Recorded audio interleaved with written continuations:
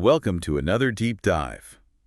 This time, we're looking at something I know you're super interested in, how media, from the stories it tells to the technology behind it, shapes how we act, what we believe, even who we are. It's fascinating. Yeah, and we've got a ton of your sources to go through. Yeah. We're talking about violence in media and how it affects kids, how new tech, even video games, changes how we see ourselves and connect with each other. You name it, we're diving into it. And what's really cool is all this stuff we think of as super modern, it's actually got a long history. Like the way we experience media today is really rooted in how stories have evolved across different technologies. Okay, so to understand the power of, like, TikTok or something, we need to go back to vaudeville. Is that what you're saying? Exactly. Those early films, a lot of them were basically like, they were like vaudeville acts, right? They were just trying to capture that live performance feel. Okay, so it's like vaudeville on film.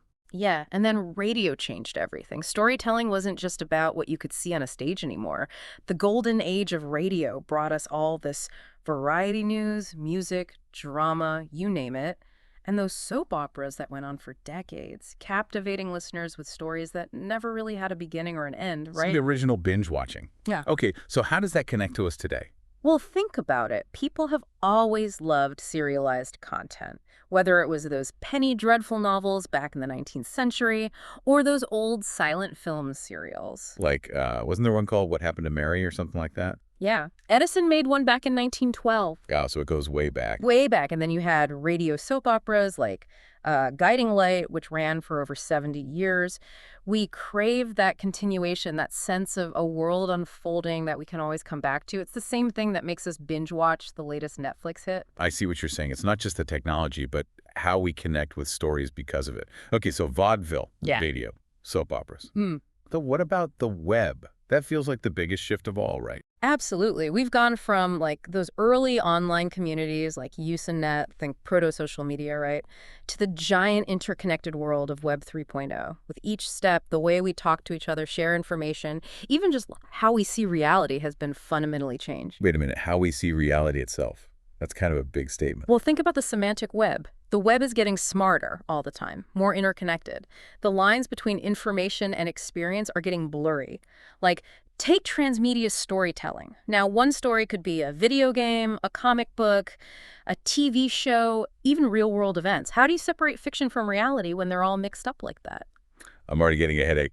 But okay, so we've got this long history of storytelling and technology growing together, the web warping our reality.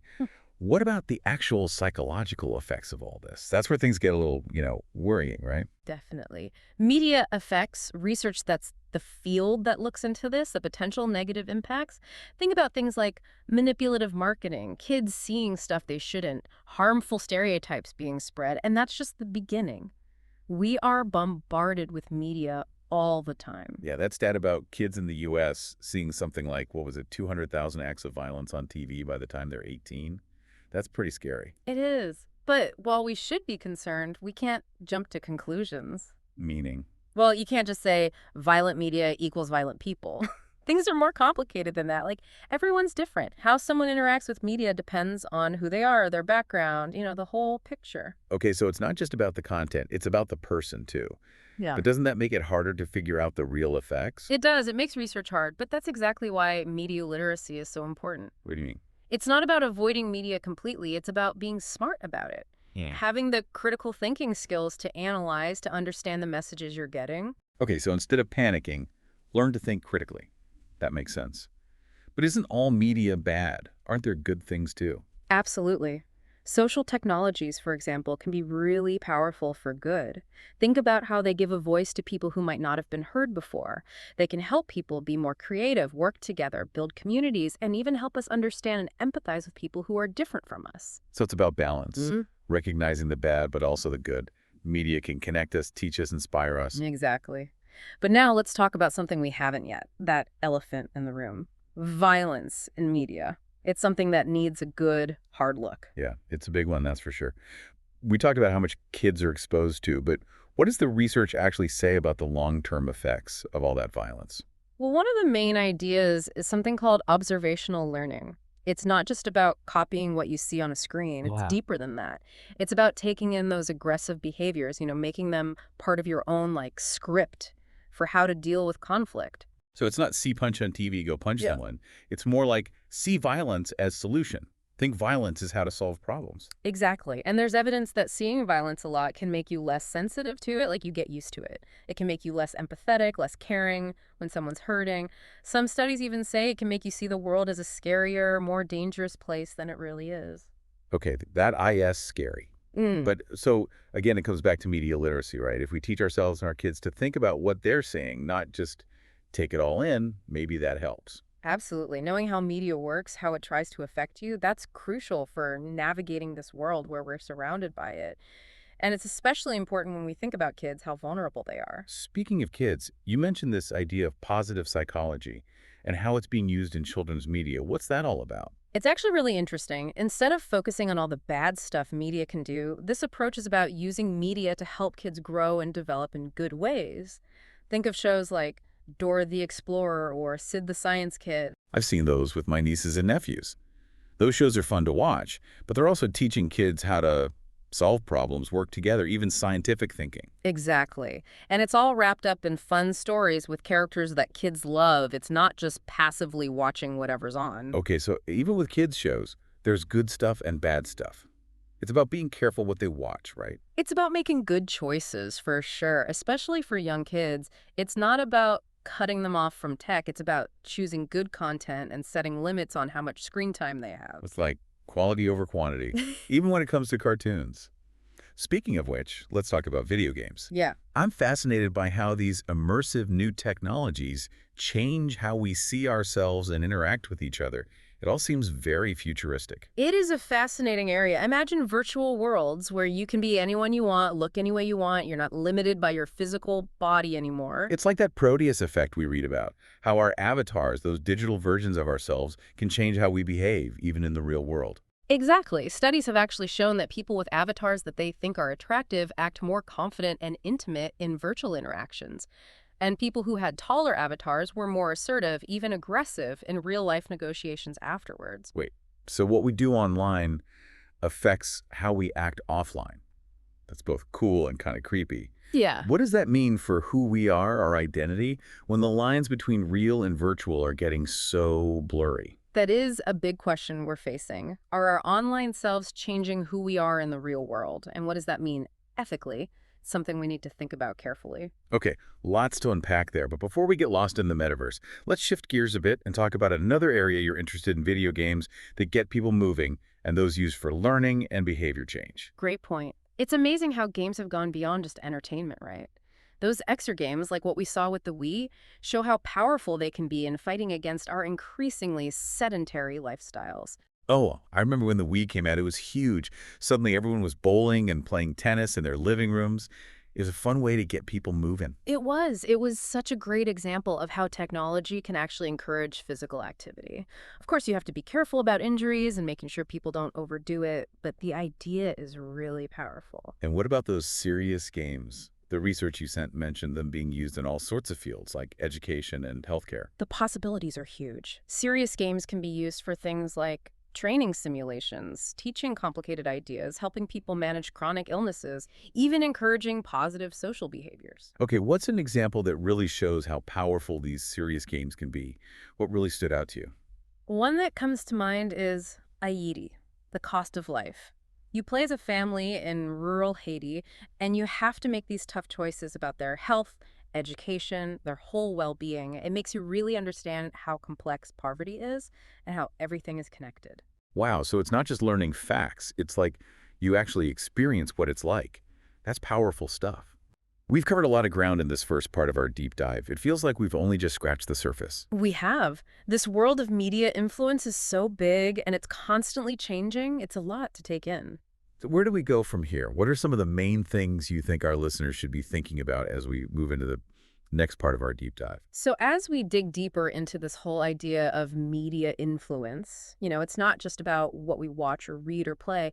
It's about how all that stuff shapes, like, our understanding of who we are in the world. Okay, so we're moving past just like what we do or believe and getting into something even deeper, like identity. Exactly. Media, especially now with the internet and social media, it plays a huge role in how we see ourselves. We create these online profiles, right? We're always presenting like a specific version of ourselves to the world. So it's not enough to just be ourselves anymore. We have Yeah. to like create these perfect online versions of ourselves to show everyone. Think about it. Every post, every picture, every comment, it's all part of this performance, right? This performance of who we are or who we want people to think we are. And that can really affect how we see ourselves and how we interact with other people. Okay, but haven't we always been doing that? Like even before social media, we dress up for special occasions, try to make a good first impression. Isn't this just the same thing, but online? You're right, it's not completely new. But what's different now is how big it is and how fast it all happens. With social media, we're constantly seeing images and messages telling us who we should be, how we should look, what to think, even what to buy. It's a lot of pressure to live up to these, impossible standards. And if you don't measure up, there's the constant reminder in the form of likes, comments, followers. It seems like that would make people, especially young people, really anxious. They're already trying to figure out who they are, and now they have all this pressure on top of it. Absolutely. Young people are definitely more vulnerable to this kind of pressure because they're still figuring out who they are. And they compare themselves to these perfect images they see online. It can affect their self-esteem, their body image, even their mental health. So what can we do about it? We can't exactly keep young people off the internet entirely. They're part of this world. Right. It's not about banning technology. It's about giving them the tools to use it in a healthy way. And that's where, media literacy and critical thinking come in. We need to teach young people to be smart about what they see online, to question the messages they're getting, to realize that what they see online isn't always real. So like teach them to read between the lines, not just of text, but of everything, pictures, videos, even the whole social media thing itself. Like understanding why someone posted something, whether it's to inform, to entertain, to sell you something, to convince you of something. Exactly. We need to help young people think for themselves, to be a little skeptical of what they see online.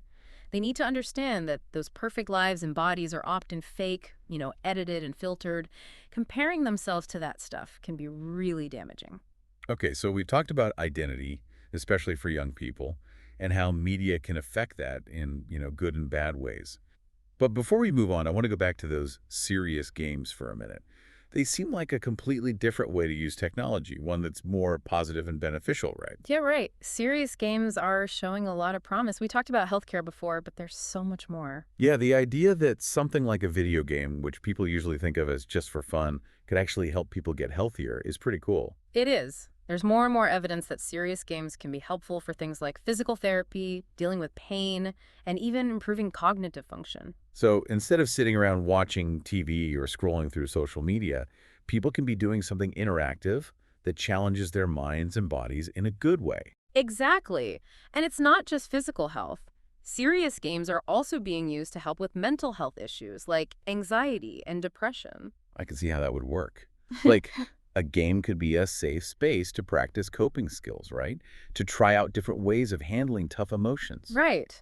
Games can create scenarios where people can work through difficult situations and learn how to deal with stress, anxiety, even phobias. And because games are about achieving goals and getting rewards, they can be really motivating. It's like turning therapy into a game, in a way. Kind of, but it's important to remember that serious games aren't meant to replace traditional therapy or medical treatment. Of course, it's more like a tool to use alongside those things to give people extra support. Exactly. They can help people stay engaged with their treatment and practice skills outside of therapy sessions. And they might be especially helpful for people who don't like traditional therapy. Makes sense. So we've got serious games for physical health, mental health. You mentioned education too, right? Absolutely. Serious games have huge potential in education. Imagine learning about history by actually being in a virtual recreation of a historical event, or understanding complicated scientific ideas through interactive simulations. It's like those flight simulators they use to train pilots, but for everything. Exactly. They can be a really immersive and engaging way to learn, plus they cater to different learning styles. Students learn by doing, not just by listening or reading. And because they're interactive, you get instant feedback, you can try different things, and you can learn from your mistakes without any real-world consequences. It seems so much better than just reading a textbook or sitting in a lecture. It is. Plus, they're often designed with specific learning goals in mind, so they can be used for personalized learning. Students can go at their own pace and focus on areas where they need extra help. Wow, this is amazing. So we've got serious games helping with health, mental health, education. It seems like they can be used in almost every part of our lives. But what about those ethical concerns we were discussing earlier? Could serious games play a role there too? That's a great question, and the answer is yes. Remember how we were talking about how media can shape our identities and behavior, and how we need to be careful about the ethics of that? Yeah, especially for young people. Well, serious games can be designed to actually encourage positive behavior and social change. Instead of just absorbing media that might be full of violence or negative stereotypes, people can actively participate in experiences that teach empathy, compassion, and social responsibility. So instead of worrying about technology's negative effects, we can use it to actually make the world a better place. Exactly. There are games out there that simulate real-life dilemmas, challenge players to make ethical choices, and encourage them to see things from different perspectives. Imagine a game that helps players understand climate change or learn how to resolve conflicts peacefully. The possibilities are pretty exciting. This is incredible.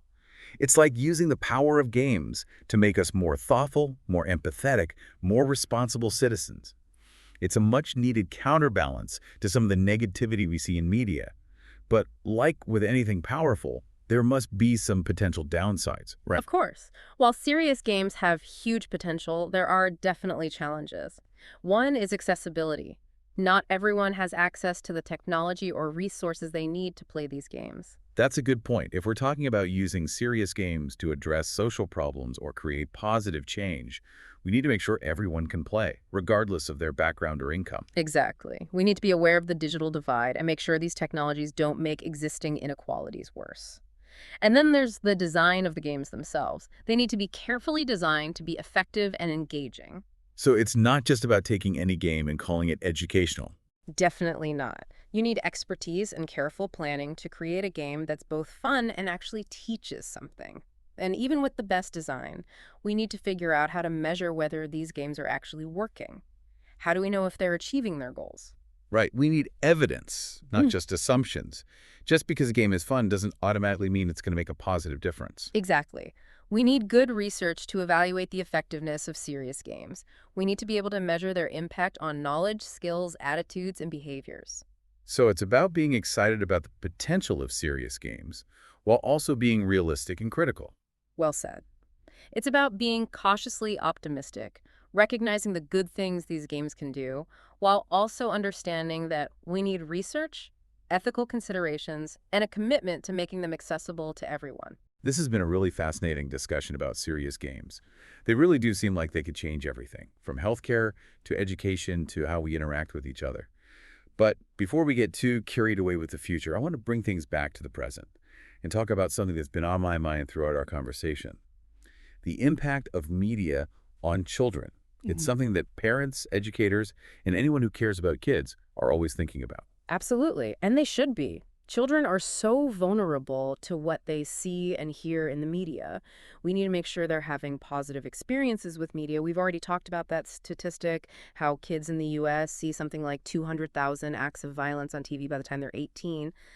But what can we do to make sure kids are having good experiences with media, not just avoiding the bad stuff? That's what I want to know. You mentioned something earlier about positive psychology and how it's being used in children's media. That sounds like a more hopeful approach than just focusing on the negative. It is. Positive psychology is about using media to help kids develop in healthy ways. It's not about keeping them away from all media, it's about being selective and choosing content that will benefit them. So it's about making thoughtful choices about what they watch and play, choices that will help them grow and learn. Exactly. And it's not just about entertainment, it's about using media to teach valuable lessons, encourage good behavior, and help kids develop good character traits. Okay, give me some examples. What shows or games would you say do this well? Shows like Sesame Street or Daniel Tiger's Neighborhood are good examples. They're not just entertaining, they're designed to teach kids about things like empathy, kindness, cooperation, how to manage their emotions, all those important life skills. I've seen those.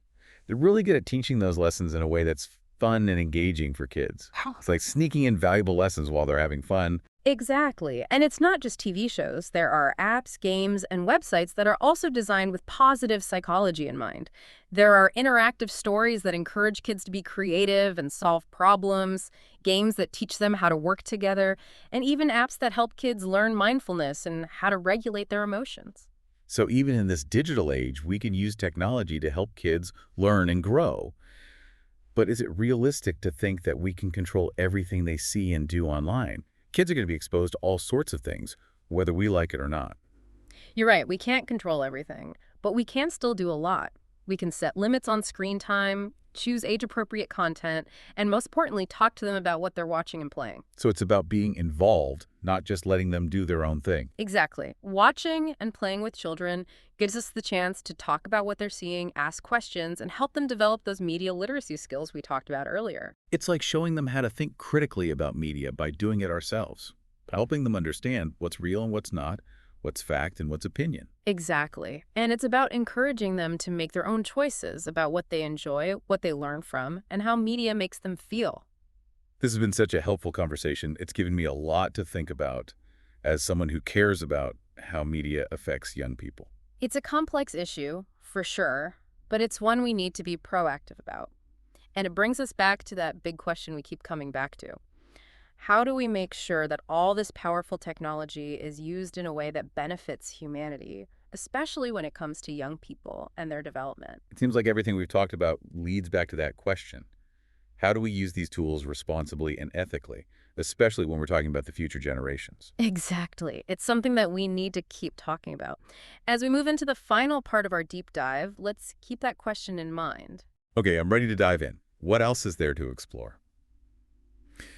Okay, so we've been talking about how media influences us, our behaviors, our beliefs, our identities. We've even talked about how it can, like, change how we see reality. But as we wrap up this deep dive, keep coming back to this question, how do we make sure all this technology, all this media makes us, I don't know, more human, not less? That's the big question, isn't it? We've seen how media can be used in good ways and bad ways. It can be a force for good or a tool for manipulation. It can bring people together or isolate them. I mean, it's powerful stuff. Yeah, like any tool depends on who's using it and how. Exactly. And that's why it's so important to be mindful, to really pay attention to how we're using media. Okay, so it's not about rejecting technology altogether. It's about being intentional with it. Exactly. It's about setting boundaries, making time for real-life interactions, and just being aware of how media is affecting us, our thoughts, our feelings, how we act. Don't just let it wash over you. Be an active participant. Exactly. And don't just accept everything you see and hear, especially online. Especially online. Be skeptical. Ask questions. Look for different perspectives. Don't just believe everything you see. Right. Media literacy is so important these days. We need to develop those critical thinking skills, learn how to spot bias, how to evaluate sources, how to tell fact from opinion. And that's not just for kids, right? Yeah.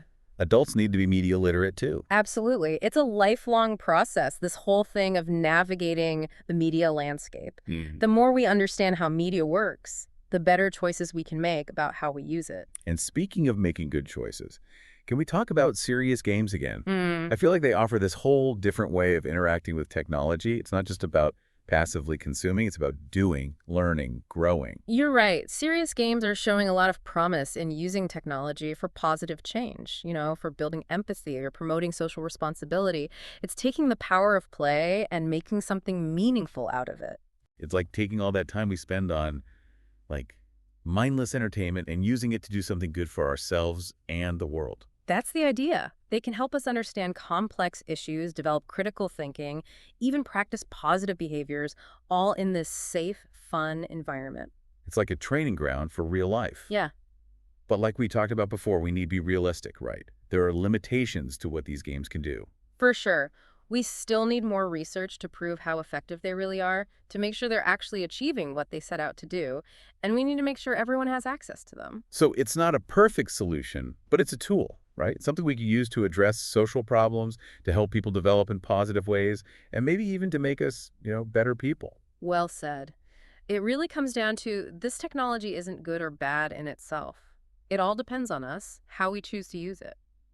We have the power to shape technology, to make it work for us, to make the world a better place.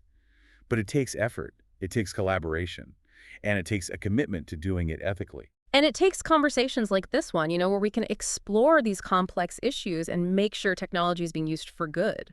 Well, this has been a fascinating deep dive. We've talked about everything from the history of storytelling to the psychology of violence in media, from how to raise media-savvy kids to the amazing potential of serious games. We've really explored how media shapes us in ways we don't even realize. Yeah, it's a lot to think about. But if there's one thing I want people to remember, it's this. Media literacy is crucial now more than ever. Be critical thinkers, be aware of what you're consuming, and be active participants in creating the kind of media landscape you want to see. Don't be afraid of technology. Embrace it, understand it, and use it wisely and ethically to make the world a better place. Well said. Thanks for joining us on this journey. We hope you've learned something new and that you'll continue to explore this fascinating world of media influence with us in future episodes. And until then, keep asking questions, keep learning, and keep engaging with the world around you. That's right. Remember, knowledge is power, but it's what you do with that knowledge that really matters.